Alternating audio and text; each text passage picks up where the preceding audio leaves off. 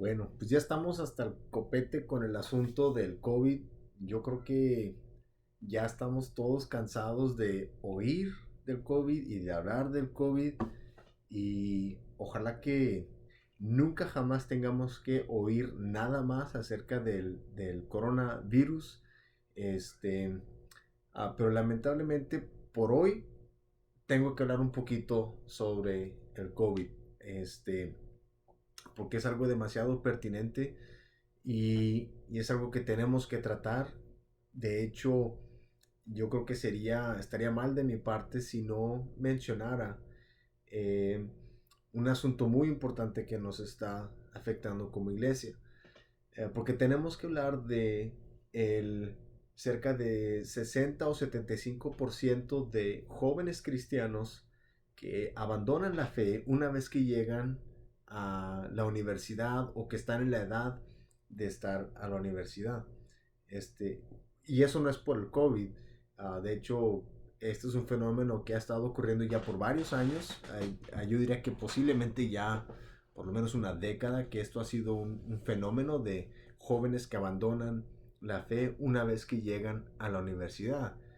Y es algo trágico y seguramente todos aquí hemos conocido a alguien que antes de llegar a los 20 por alguna razón abandonan la fe y es algo triste y sí, pues eso no tiene nada que ver con el COVID, pero el COVID sí ha recalcado un asunto que es vital en la lucha contra este fenómeno de jóvenes cristianos abandonando la fe. Y me estoy refiriendo a los ancianos. Ahora, hay aspectos que yo creo que todos sabemos de lo que representa llegar a ser anciano, a ser una persona adulta mayor, las cosas que empiezan a afectar al cuerpo, este, ya las cosas que uno hacía de joven, ahora le empiezan a pasar la factura, ahora hay ciertos dolores y ahora hay que ir al médico más seguido y empieza a fallar la vista y todas estas cosas y lo sabemos, ¿no? Es parte de la experiencia humana y ya sabemos que cuando llegamos a la vejez, pues hay ciertos retos nuevos, ¿no? Y angustias como parte de la experiencia de la vejez. Pero nunca antes en nuestra vida se había visto algo como lo que vemos ahora. Lo que está pasando ahora es un fenómeno especial, porque nunca antes se había visto una pandemia global que tan agresivamente y de una manera tan directa hacia los ancianos afectara a esta parte de nuestra comunidad. Eh, Estuve viendo unos estudios y un estudio decía que 8 de cada 10 personas que han muerto de COVID en Estados Unidos son personas de 65 años o mayores. En otro estudio que vi decía que el 91% de las muertes de COVID han sido de personas de 55 años para arriba.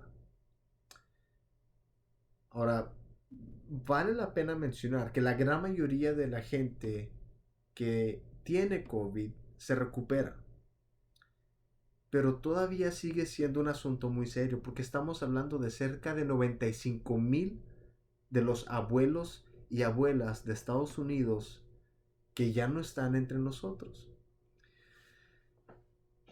Creo que todos entendemos que los padres y los abuelos forman o tienen un papel vital en la formación de la fe de las generaciones que vienen surgiendo.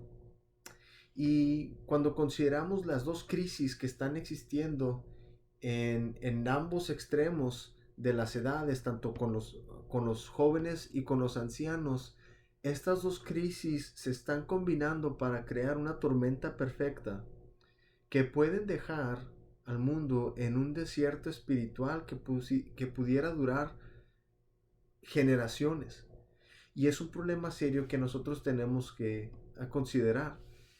Así es de que ya sea que seas un joven, una persona joven, eh, o seas una persona a cargo de la vida de alguien que es joven, yo quisiera que hoy, al terminar esto, tuvieras una información concreta de qué es lo que hace una consagración genuina a Dios que transciende generaciones, para que si eres padre o abuelo puedas experimentar el gozo de ver a tus descendientes con una fe genuina en Dios.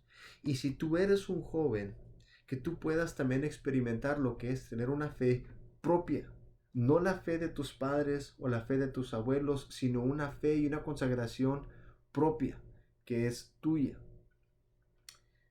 El apóstol Pablo, cuando reconoció que la muerte ya estaba a la puerta para él, él estaba a punto de ser ejecutado, le escribió una carta a uno de sus discípulos jóvenes, ¿verdad? Un estudiante del apóstol Pablo llamado Timoteo, y le escribió unas palabras de ánimo, pero también para a recordarle que se esforzara, porque ahora él tendría que cargar la antorcha del evangelio hacia adelante. Y en segunda de Timoteo, el capítulo 1, versículos del 3 al 7, Pablo le escribe lo siguiente: Doy gracias a Dios, al cual sirvo desde mis mayores con limpia conciencia, de que sin cesar me acuerdo de ti en mis oraciones noche y día, deseando verte al acordarme de tus lágrimas, para llenarme de gozo, trayendo a la memoria la fe no fingida que hay en ti, la cual habitó primero en tu abuela Loida y en tu madre Eunice, y estoy seguro que en ti también. Por lo cual te aconsejo que avives el fuego del don de Dios que está en ti por la imposición de mis manos. Porque no nos ha dado Dios un espíritu de cobardía, sino de poder, de amor y de dominio propio. Pablo conoció a Timoteo cuando era muy joven en la ciudad de Listra, la misma ciudad donde apedrearon a Pablo y lo dejaron por muerto. Sobrevivió y volvió en varias ocasiones a Listra, y en uno de esos viajes que él hizo a Listra, él reclutó a Timoteo para formar parte de su equipo misionero, porque desde muy temprana edad Timoteo había formado una reputación de ser un joven muy consagrado a Dios. Entonces Pablo lo reclutó, y Timoteo llegó a formar parte esencial del equipo ministerial de Pablo. Pablo en ocasiones mandaba a Timoteo a iglesias donde había serios problemas, y Timoteo era el encargado de resolver y de corregir los males que había en algunas iglesias. Y Pablo amaba a Timoteo como su propio hijo. Y Timoteo llegó a ser uno de los compañeros más confiados y de quienes más dependía el apóstol Pablo. Después de la muerte de Pablo, Timoteo volvió a la iglesia de Éfeso, donde continuó ministrando, donde llegó a ser el primer obispo de la iglesia en Éfeso, hasta el día que fue martirizado cerca del año 90 después de Cristo. Pero al tiempo que Pablo escribe esta carta, Timoteo todavía es un hombre muy joven adentro del ministerio. Y Pablo comienza esta carta estableciendo un tema que habla de cosas que son transmitidas, como una herencia que es transmitida. Y ese es el tema de lo que Pablo está hablando. Y es algo que Pablo le dice, es algo que ellos tienen en común, tanto Pablo como Timoteo. Y al principio puede parecer como un dato trivial de que tienen esto en común, pero en realidad esto es esencial para entender quiénes son Pablo y Timoteo dentro del reino de Dios, porque ambos han sido profundamente influenciados por sus ancestros. Pablo está continuando un legado de servicio a Dios que ha estado en su familia por generaciones, y la fe de Timoteo tiene su origen en su madre y en su abuela. Además de esto, Pablo tuvo mucho que ver con el don de Dios que le fue transmitido por medio de Pablo a Timoteo.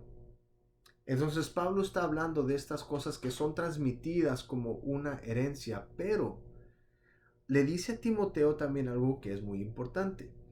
Y eso es que ahora Timoteo tiene que tomar posesión de esas cosas que ha recibido. Él tiene que ahora tomar responsabilidad por aquello que se le ha dado a él o que ha heredado. Él tiene que ensamblar estas cosas, avivar ese fuego, echar su fe a andar y soltársela al mundo y dejar que su fe y su ministerio corran su curso dentro del mundo.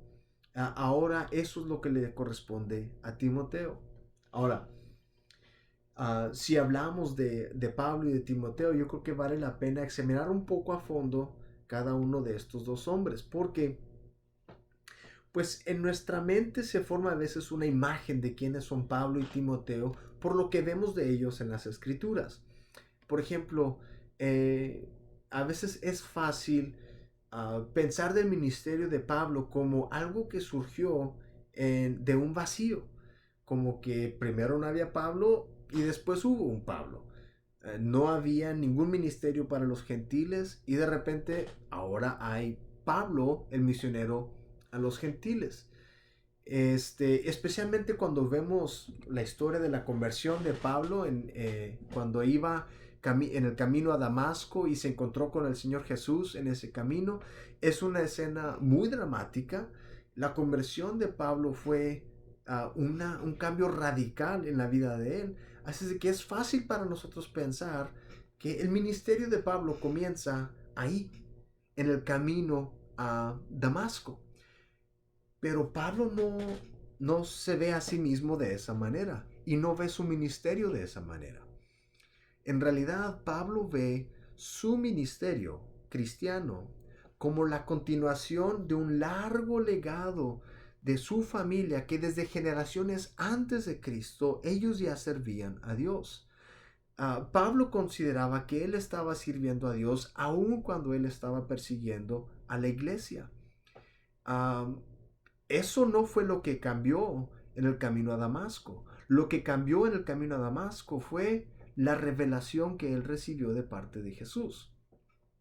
De hecho, cuando Jesús se encuentra con Pablo en el camino a Damasco, Jesús no destruye el fundamento que había puesto los ancestros o los antepasados de Pablo. No destruye ese fundamento, antes bien edifica sobre ese fundamento, dándole a Pablo una nueva revelación. De modo que Pablo está de pie sobre los hombros de sus ancestros para servir a Dios, y de esa nueva altura Dios ha extendido para el alcance de Pablo los medios para servirle ahora en su tiempo. De hecho, es interesante que Pablo dice que sirve a Dios así como sus ancestros, como sus mayores, con una limpia conciencia. Y siempre se me hace curioso que Pablo diga que sirve a Dios con una limpia conciencia, porque eso como que sugiere una pregunta, ¿no? ¿De qué no tendrías una buena conciencia? Y pues recordamos que sí hubo ese tiempo en la vida de Pablo en que pues él perseguía a la iglesia. Él consintió en la muerte de Esteban. Precisamente cuando iba camino a Damasco, iba con todo el propósito de arrestar a los cristianos. Y pues la realidad es de que Pablo no siempre estuvo en lo correcto. Pero lo que esto nos revela es de que lo que significa servir a Dios puede cambiar de una generación a otra. La manera en que sus ancestros servían a Dios no es la misma manera en que Pablo ahora tiene que servir a Dios, y de hecho esa no es la misma manera en que otros después de Pablo han de servir a Dios. Pero lo importante es que lo que nunca cambió en Pablo fue la convicción de servir a Dios.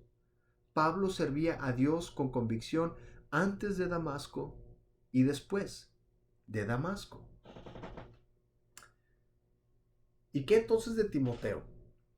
Y Timoteo también es un personaje interesante porque parece que se ha quedado plasmado en nuestra imaginación perpetuamente como un predicador joven, quizás un poco tímido, posiblemente un joven inseguro. Y porque siempre que nosotros leemos acerca de Timoteo en el Nuevo Testamento, esa es la imagen que se nos ha presentado de un joven, un cristiano joven que está esforzándose por ministrar en una cultura donde se veneran a los ancianos y a los mayores. Pero en realidad tenemos que reconocer que Timoteo no permaneció así. Quizás era un joven inseguro y tímido durante el tiempo que Pablo escribió esta carta, pero así no permaneció Timoteo. Timoteo, después de la muerte de Pablo, cargó la antorcha del Evangelio. Timoteo mismo, parado sobre los hombros del apóstol. Y desde esa nueva altura, él ahora tiene un punto de vista diferente que el de Pablo.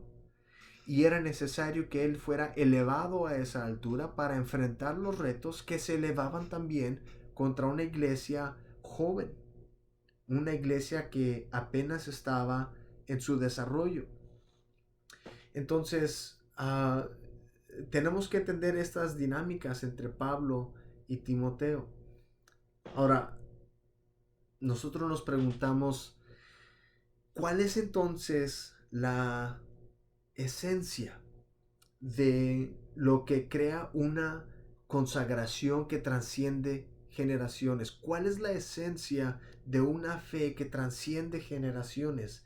¿Qué fue lo que hicieron los ancestros de Pablo y la mamá y la abuela de Timoteo para producir a un Pablo o a un Timoteo? Pues me hace que es importante reconocer y notar que Pablo menciona dos cosas muy específicamente: el servicio y la fe. Pablo habla de el servicio que viene desde sus antepasados y la fe que está en Timoteo, pero que habitó primero en su madre y en su abuela. Estas dos cosas son las que Pablo dice fueron transmitidas a ellos. Ahora, Pablo no dijo que se les habían transmitido tradiciones o costumbres religiosas. Y no es porque esas sean cosas malas, al contrario, es muy bueno que tengamos ciertas disciplinas y hábitos religiosos y costumbres religiosas, todo eso es muy bueno, la tradición es muy buena. Pero eso no es lo que Pablo dice que les fue transmitido, y con justa razón. Las costumbres y las tradiciones pueden ser un tanto problemáticas. De hecho, estas cosas muchas veces funcionaron como un impedimento para que el Evangelio realmente lograra avanzar como realmente debía avanzar. Si vemos en el Nuevo Testamento, cada vez que el Evangelio se topaba con obstáculos, los obstáculos frecuentemente tenían que ver con las tradiciones y las costumbres religiosas que existían. Pero Pablo dice, el servicio y la fe es lo que les fue heredado. Y eso es porque si estas dos cosas, si una convicción firme de servicio y una fe genuina están en el núcleo de cada generación de creyentes, entonces el Espíritu Santo puede trabajar con eso. Si estas dos cosas están en el núcleo de cada creyente y forman como un esqueleto, el Espíritu Santo sobre ese esqueleto puede ir poniéndole carne. A eso el Espíritu puede ir añadiéndole para que cada generación, por medio de revelación y por medio de poder, cada nueva generación que tiene servicio y fe en su núcleo vayan madurando, para que sean totalmente maduros, capaces y dignos de llevar la antorcha del Evangelio hacia el futuro. ¿Por qué? Pues porque se me hace que el servicio y la fe se juntan para formar una dinámica interesante. Cuando pensamos en el servicio, ¿qué es el servicio si no es algo que procede del amor que uno tiene hacia Dios? El servicio viene del amor que uno tiene hacia Dios, porque amas a Dios y porque tienes un profundo entendimiento de lo que es la soberanía de Dios. Cuando tú entiendes tu lugar en el mundo como una criatura de Dios, como alguien creado a imagen y semejanza de Dios para gloria de Dios, y tú amas a Dios, eso produce en ti servicio. Eso produce en ti una actitud disponible para hacer la voluntad de Dios en tu vida y en el mundo. De modo que el que ama a Dios y entiende la soberanía de Dios, vive de acuerdo a los mandamientos de Dios. Y se refleja en su forma de interactuar con las otras personas, porque actuamos con las otras personas como gente creada a imagen y semejanza de Dios. Y la fe complementa eso, porque la fe es el otro lado de esa moneda. El servicio es el amor hacia Dios, pero la fe es la plena convicción de que Dios te ama a ti. Cuando tú estás convencido que Dios te ama a ti y tú amas a Dios, esa combinación es tremenda y causa una explosión dentro de la vida de la persona que lo experimenta. Porque cuando tú piensas en el Dios creador del universo y ese creador del universo te ama a ti, eso cambia tu persona, cambia tu forma de caminar, cambia tu forma de hablar, cambia tu forma de vivir. Porque una persona que sabe que el creador del universo le ama, no le teme a nada. ¿A quién le puedes tener miedo si el creador del universo te ama a ti? Y si tú le amas a él, tú le sirves a él. Y esta combinación es sumamente potente. Ahora la pregunta es, en términos prácticos, ¿cómo se puede hacer? ¿Cómo podemos lograr transmitir estos valores o estas convicciones a las generaciones que vienen después de nosotros? Y si nosotros somos los jóvenes, y si nosotros somos los que estamos heredando estas cosas, ¿cómo es que las podemos tomar? ¿Cómo podemos abrazarlas y hacerlas nuestras?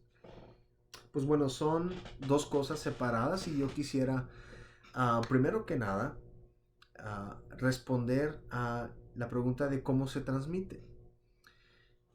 Y para esto se me hace que es muy útil ver lo que Moisés le dice al pueblo de Israel en el libro de Deuteronomio, capítulo 4, versículo 9. Lo que Moisés le dice a Israel justo antes de que ellos llegan a poseer la tierra prometida. Él no va a poder ir con ellos, pero ya están al umbral de entrar a conquistar la tierra prometida. Y Moisés les dice algo muy importante, les da un recordatorio muy serio y les dice lo siguiente, Deuteronomio 4:9. Por tanto, guárdate y guarda tu alma con diligencia, para que no te olvides de las cosas que tus ojos, han visto, ni se aparten de tu corazón todos los días de tu vida. Antes bien, las enseñarás a tus hijos y a los hijos de tus hijos. Por cierto, eso es algo que Moisés repite cerca de 5 veces en el libro de Deuteronomio. Y a veces con un poco de cambios, pero la misma cosa la repite. Enséñale estas cosas a tus hijos y a los hijos de tus hijos. Entonces, ¿cómo es que podemos transmitir estas cosas a las siguientes generaciones?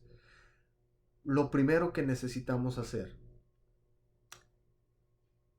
sé una persona como Loida o como Eunice o como los ancestros de Pablo. Sé una persona en quien están estas cosas. Déjame te pregunto algo. ¿Amas a Dios? ¿En serio? ¿Amas a Dios? ¿Suficiente para servirle? ¿Se refleja eso en tu vida? Ahora, ¿hay en ti una fe no fingida? ¿Tienes una fe genuina? ¿Se refleja eso en tu vida? ¿Lo pueden ver tus hijos y tus nietos? Cuando Moisés les dice a los israelitas que guarden estas cosas en su corazón y que las enseñen, hay que pensar en por qué les está diciendo estas cosas. Desde que salieron de Egipto y los 40 años que duraron en el desierto, pasaron cosas increíbles ante los ojos de los israelitas. Las cosas que Dios hizo en Egipto para rescatarlos de ahí, las plagas, el brazo fuerte con el que Dios los sacó de ese lugar, el maná que cayó del cielo, el mar rojo partido en dos para que caminaran en seco, los muros de Jericó cayendo, todas estas cosas son impresionantes. Pero la idea es que todas estas cosas pasaron porque estaban pasando por adversidades. Entre Egipto y la tierra prometida, el pueblo de Dios estaba enfrentándose con adversidades y Dios estaba lidiando con esas adversidades de maneras extraordinarias. Y la idea es que se supone, una vez entrando a la tierra prometida, donde no tendrían adversarios, donde vivirían bajo la protección y la tutela de Dios, con la bendición de Dios, no habría necesidad de cosas extraordinarias y magníficas y milagros.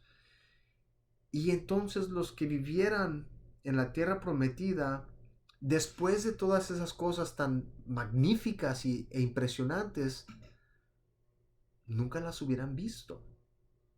No hubieran sido testigos de aquellas cosas que forman parte de la identidad israelita.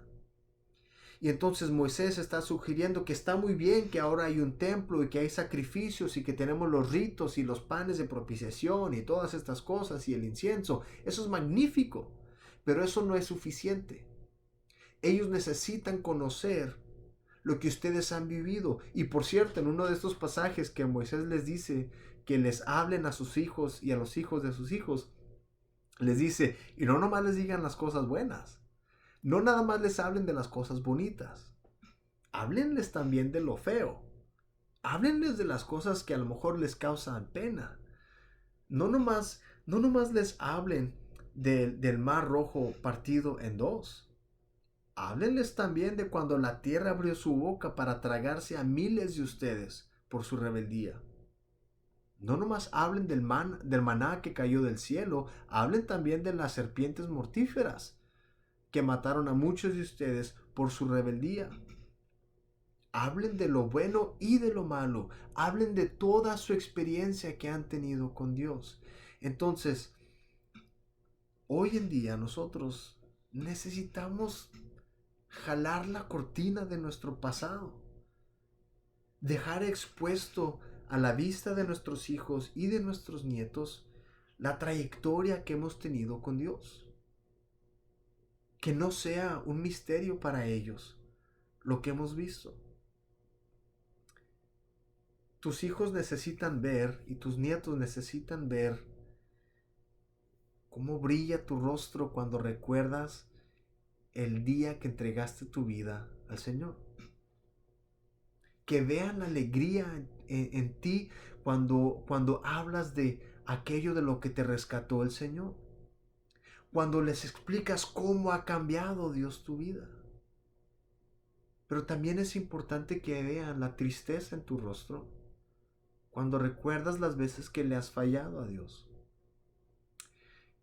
Que sea para ellos algo real. Que sea una relación genuina la que tú has tenido con Dios y que tú les presentas a ellos.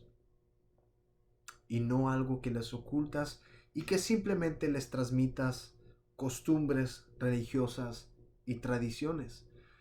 Porque esas son frágiles y se deshacen.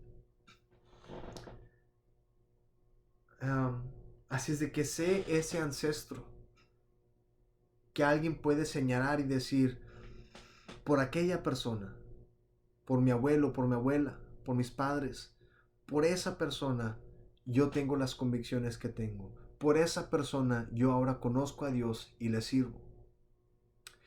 Pero ahora, si tú eres un joven, si tú eres un adolescente o ya tienes veintitantos años y estás luchando para abrazar la fe de tus padres, algo no está conectando, algo como que no está funcionando y a lo mejor como padres a veces fallamos, a veces la iglesia, está fallando en lograr hacer una conexión profunda con una nueva generación. Y a lo mejor estás batallando, a lo mejor sientes que la fe con la que has crecido se te está soltando de los dedos. Y mira, al principio hablaba yo de el problema de cristianos jóvenes que abandonan la fe, que es realmente un problema serio. Y es un problema para la iglesia y es un problema para líderes de iglesia, para pastores y ministros. Es un problema que gente se está esforzando para resolver. Se están realizando estudios, se escriben artículos, se escriben libros en cuanto al tema, porque la pérdida de jóvenes cristianos es un problema para la iglesia. Pero déjame decirte una cosa, la pérdida de jóvenes cristianos es más un problema para jóvenes cristianos. Esta es tu vida eterna de la que estamos hablando. Es tu destino en la eternidad la que está en juego. Así es de que quiero invitarte a que mires más allá de tus padres y de tus abuelos, que mires más allá de tu ministro, de tu pastor, que mires más allá de la congregación en la que tú estás y, y que pongas atención a las palabras que el escritor de Hebreos nos da. En Hebreos capítulo 12, versículo 1, el escritor de Hebreos dice lo siguiente: por tanto, nosotros también, teniendo en derredor nuestro tan grande nube de testigos, despojémonos de todo peso y del pecado que nos asedia y corramos con paciencia la carrera que tenemos por delante. La nube de testigos son aquellos héroes del Antiguo Testamento, aquellos hombres y mujeres que caminaron con Dios y que hicieron cosas increíbles en su tiempo. Personas que cambiaron el curso de la historia del mundo porque caminaron con Dios, porque confiaron en Él y porque por medio de ellos Dios hizo cosas extraordinarias. Estoy hablando de Abraham, de Noé, de Moisés, de Débora, de Ruth, de Esther, de Daniel, David, Gedeón, todos estos personajes de la Biblia que llevaron unas vidas extraordinarias completamente. Y lo interesante es que el escritor de Hebreos dice, no todos los que están en esa nube de testigos están ahí porque hicieron cosas extraordinarias. Muchos de ellos están en esa nube de testigos por lo que estuvieron dispuestos a sufrir por el nombre de Dios. Y en esa nube de testigos yo incluiría a los 12 apóstoles, porque ellos definitivamente hicieron grandes cosas y sufrieron mucho por causa del nombre de Dios. Y la realidad es esta: a ti se te ha dado una medida de revelación, así como un carbón encendido. Este legado de servicio, la fe de tus ancestros, el don de Dios, todas estas cosas a ti se te han dado como un carbón encendido. Y te invito a que hagas caso a las palabras de Pablo. Aviva ese fuego. Tú aviva el fuego de esto que te ha sido dado. Ahora tú tienes que tomar responsabilidad por esto que se te ha dado a ti. El apóstol Pablo dice en otra ocasión que la fe viene por el oír y el oír la palabra de Dios. Y si tú te estás preguntando de dónde viene esta fe, de dónde provienen estas convicciones que mis antepasados insisten en tener, en que promueven y que yo no comprendo, pues yo te invito que lo examines en la palabra. Aquí está. Entra en la palabra, descubre lo que hay ahí contenido. Porque va a llegar el momento en que tienes que ver las historias de estos apóstoles. Y te vas a tener que preguntar, ¿por qué estos hombres darían su vida por enseñar que el maestro de ellos, que había sido crucificado y que murió, al tercer día resucitó y prometió que volvería otra vez? ¿por qué ellos habrían insistido tanto en enseñar ese evangelio si no fuera cierto? Ahora, vas a tener que enfrentar esas preguntas. Enfrenta tú a esta nube de testigos. Averigua de ellos qué hay de este evangelio que se te ha enseñado y que has heredado. Porque dice el apóstol Pablo, porque hemos recibido un espíritu no de cobardía, sino un espíritu de poder, de amor y de dominio propio. De poder porque Dios te ha dado la habilidad y los recursos para tener éxito en lo que tú emprendas. Ahora, también te ha dado un espíritu de amor. Y el amor es una pasión por el bienestar de otros, no del tuyo. Eso es el amor. Una pasión por asegurar el bienestar de otros. Y dominio propio. La habilidad de mantener a tu cuerpo sometido a ti. Así es de que si eres un joven y estás batallando para uh, mantenerte ligado a esa fe que tú has heredado, este es mi reto para ti. Enfrenta a esa nube de testigos. Entra a la palabra de Dios, examínala y entonces entenderás de dónde proviene esta convicción que has heredado. Dios los bendiga.